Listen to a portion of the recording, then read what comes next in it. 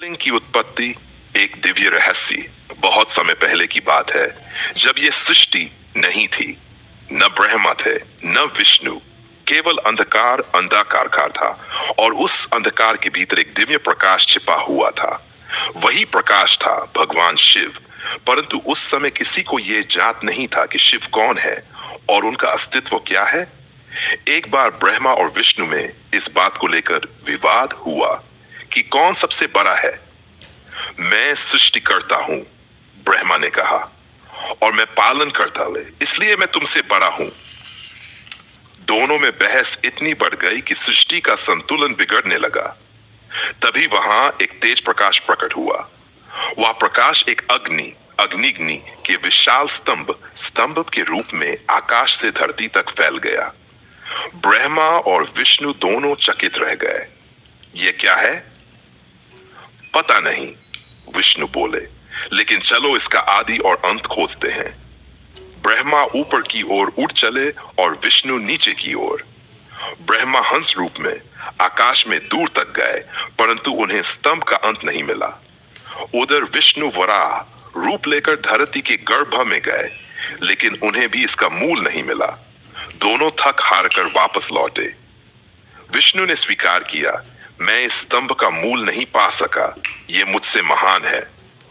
परंतु ब्रह्मा ने झूठ बोला, मैंने ऊपर जाकर एक केतकी फूल को देखा जो इसका शीर्ष है। अचानक वह प्रकाश स्तंभ कांपने लगा और वहां भगवान शिव स्वयं प्रकट हुए, प्रलयंकारी योगी नटराज।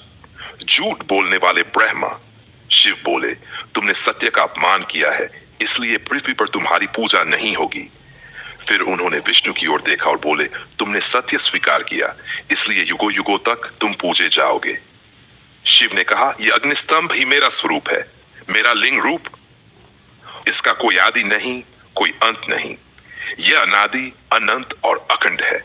यहीं से शिव के लिंग रूप की स्थापना हुई, जिसे शिवलिंग कहा जाता है। यह न तो केवल पुरुषत्व का प्रतीक है, न ही कोई मूर्त रूप।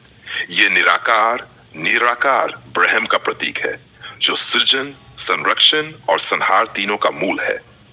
शिवलिंग के पीछे की गूढ़ भावना। शिवलिंग केवल एक पत्थर नहीं, यह चेतना का स्तंभ है। जब कोई ध्यान करता है तो उसकी ऊर्जा ऊपर की ओर बढ़ती है, जैसे लिंग सीधा ऊपर की दिशा में होता है। यह ब्रह्मांडीय ऊर्जा का प्रतीक है, जिससे आत्मा शिव से जुड़ती है। शिवलिंग में 3 भाग होते हैं।